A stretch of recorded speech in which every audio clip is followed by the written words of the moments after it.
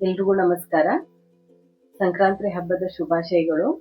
ನಾನಿವತ್ತು ಉತ್ತರ ಕರ್ನಾಟಕದ ಸ್ಪೆಷಲ್ ಮಾದಲಿ ಹೇಗ್ ಮಾಡೋದು ಅಂತ ತೋರಿಸ್ತಾ ಇದ್ದೀನಿ. ಇದಕ್ಕೀಗ 3 ಗ್ಲಾಸು ಗೋಧಿ ತಗೊಂಡಿದ್ದೀನಿ, ಆಮೇಲೆ 1 ಗ್ಲಾಸು ಕಡಲೆಬೇಳೆ. ನಾನು ಇದನ್ನ ಮಿಕ್ಸ್ ಮಾಡಿ ಮಿಷಿನ್ಗೆ ಹಾಕ್ಕೊಂಬರ್ತೀನಿ. ನಾನು ಇಲ್ಲಿ 1 ಗ್ಲಾಸ್ ಕಡಲೆಬೇಳೆ ಯಾಕೆ ಹಾಕಿರೋದಂದ್ರೆ ಮಾದಲಿ ಸ್ವಲ್ಪ ಸಾಫ್ಟ್ ಆಗುತ್ತೆ.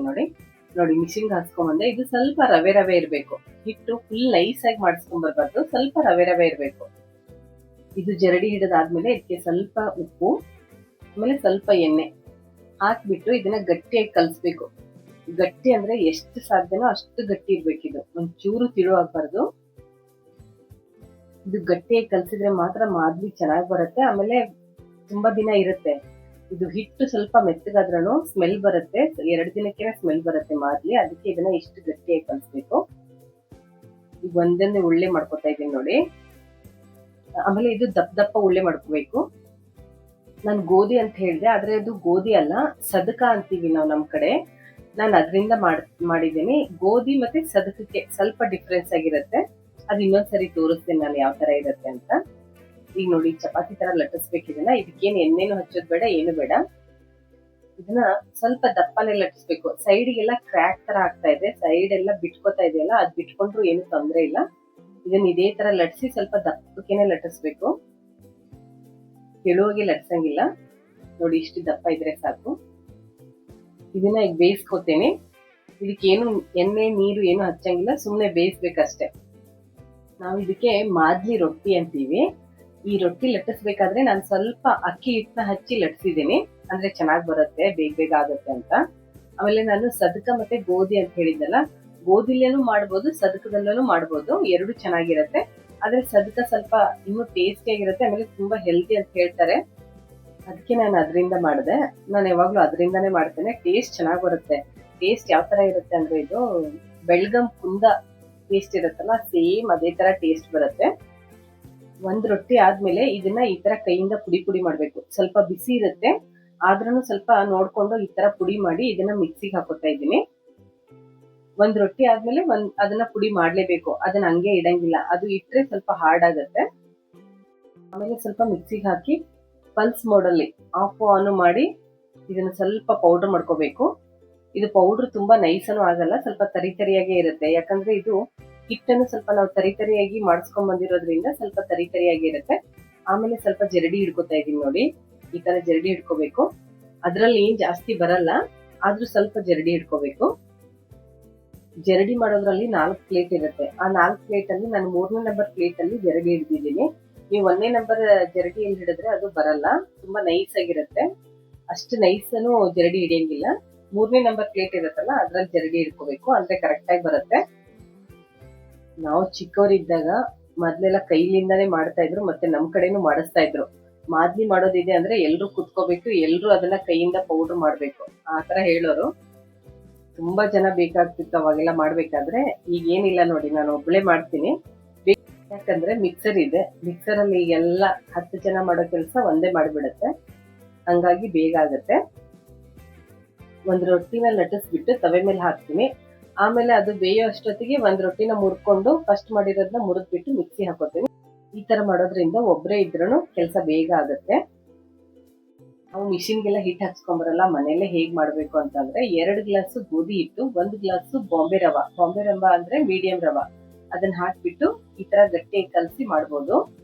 ಆಮೇಲೆ ಸ್ವಲ್ಪ ಒಂದ್ ಅರ್ಧ ಗ್ಲಾಸ್ ಕಡಲೆ ಹಿಟ್ಟು, ಈ ತರ ಹಾಕೊಂಡ್ ಮಾಡಿದ್ರೆ ಅದು ಇದೇ ತರ ಬರುತ್ತೆ. ಡಬ್ದಲ್ಲಿ ಕೈ ಹಾಕಿ ಇದೇನ್ ತೆಗಿತಾ ಇದ್ದಾಳೆ ಅಂತ ಅನ್ಕೊಂಡಿದ್ದೀರಾ? ಇದು ಜೋನಿ ಬೆಲ್ಲ. ನಾನು ಜೋನಿ ಬೆಲ್ಲ ಯೂಸ್ ಮಾಡ್ತೀನಿ, ಅದಕ್ಕೆ ಇದು ಸ್ವಲ್ಪ ತೆಳ್ಳಗಿರುತ್ತೆ. ಜೋನಿ ಬೆಲ್ಲ ಅಂದ್ರೆ ಅದು ಲಾಸ್ಟ್ ಅಲ್ಲಿ ಇದೆ, ಡಬ್ಬದಲ್ಲಿ ಲಾಸ್ಟ್ ಇದೆ, ಅದಕ್ಕೆ ಸ್ವಲ್ಪ ಸ್ಪೂನ್ ಹಾಕಿ ಕೈಯಿಂದ ತೆಗಿತಾ ಇದ್ದೀನಿ. ನೋಡಿ ಈ ತರ ಇರುತ್ತೆ. ಇದು ತುಂಬಾ ಚೆನ್ನಾಗಿರುತ್ತೆ, ಆಮೇಲೆ ಟೇಸ್ಟ್ ತುಂಬಾ ಅಂದ್ರೆ ತುಂಬಾ ಚೆನ್ನಾಗಿರುತ್ತೆ.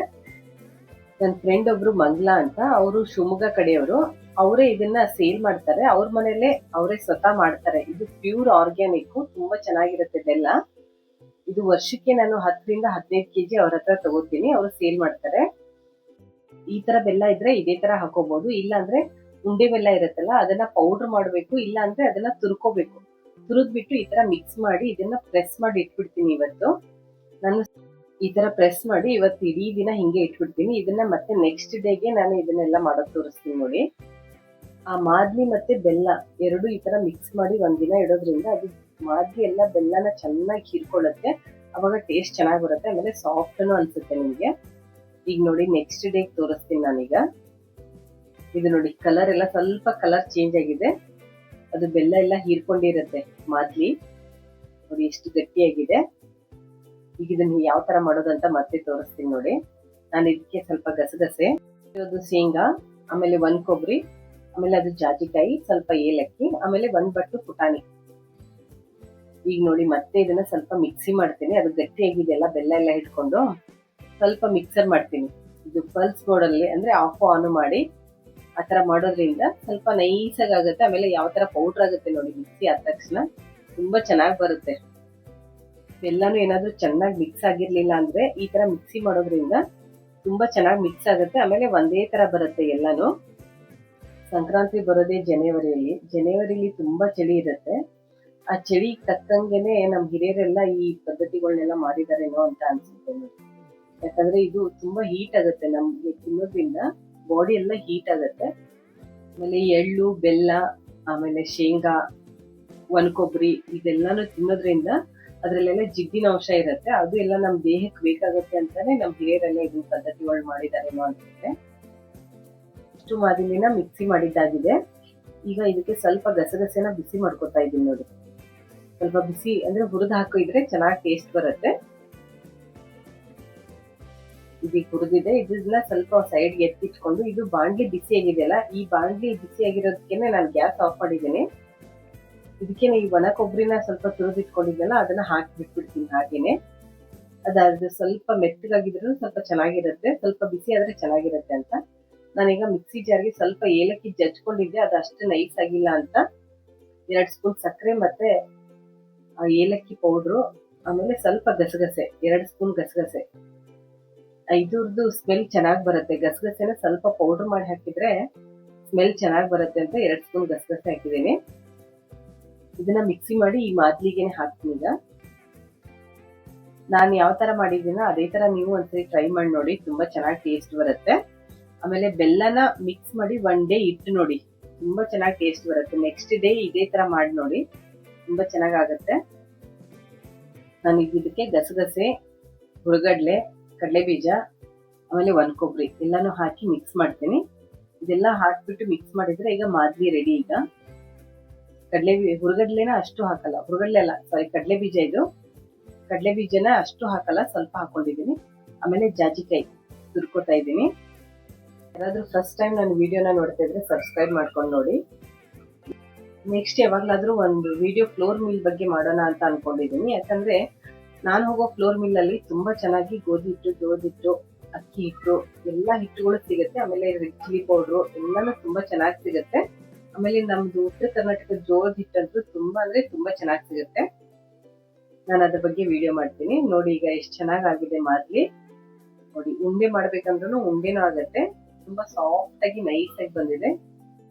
ಈ ಮಾದ್ಲಿಗೆ ಹಾಲು, ತುಪ್ಪ ಕಲ್ಸ್ಕೊಂಡ್ ತಿಂದ್ರೆ ತುಂಬಾ ಚೆನ್ನಾಗಿರುತ್ತೆ. ಇಲ್ಲ ಅಂದ್ರೆ ಒಬ್ಬೊಬ್ರು ಬಾಳೆಹಣ್ಣು ತಿಂತಾರೆ, ಬಾಳೆಹಣ್ಣು, ಹಾಲು, ತುಪ್ಪನು ತಿಂತಾರೆ, ಅದು ಚೆನ್ನಾಗಿರುತ್ತೆ. ಈ ವಿಡಿಯೋ ಇಷ್ಟ ಆದ್ರೆ ಲೈಕ್ ಮಾಡಿ, ಶೇರ್ ಮಾಡಿ, ಸಬ್ಸ್ಕ್ರೈಬ್ ಮಾಡ್ಕೊಳ್ಳಿ. ಸಬ್ಸ್ಕ್ರೈಬ್ ಆದ್ಮೇಲೆ ಆಲ್ ಬಟನ್ ಪ್ರೆಸ್ ಮಾಡೋದನ್ನ ಮರಿಬೇಡಿ. ನಾನು ಫಸ್ಟ್ಗೇನೆ ಹೇಳಿದೆ ಬೆಳಗಾವ್ ಕುಂದ ತರ ಇರುತ್ತೆ ಟೇಸ್ಟ್ ಅಂತ. ಅದ್ ಹೇಗೆ ಇರುತ್ತೆ ಅಂದ್ರೆ ಅದಕ್ಕೆ ಸ್ವಲ್ಪ ಜಾಸ್ತಿ ತುಪ್ಪ, ಆಮೇಲೆ ಸ್ವಲ್ಪ ಹಾಲು ಹಾಕಿ ಕಲ್ಸ್ಬಿಟ್ರೆ ನೋಡಿ ಬೆಳಗಾವ್ ಕುಂದ ತರಾನೇ ಕಾಣಿಸುತ್ತೆ. ನಿಮ್ಗೆ ಹೇಗೆ ಅನಿಸ್ತಾ ಇದೆ ಅಂತ ಒಂದು ಕಮೆಂಟ್ ಅಲ್ಲಿ ತಿಳಿಸಿ. Thank you.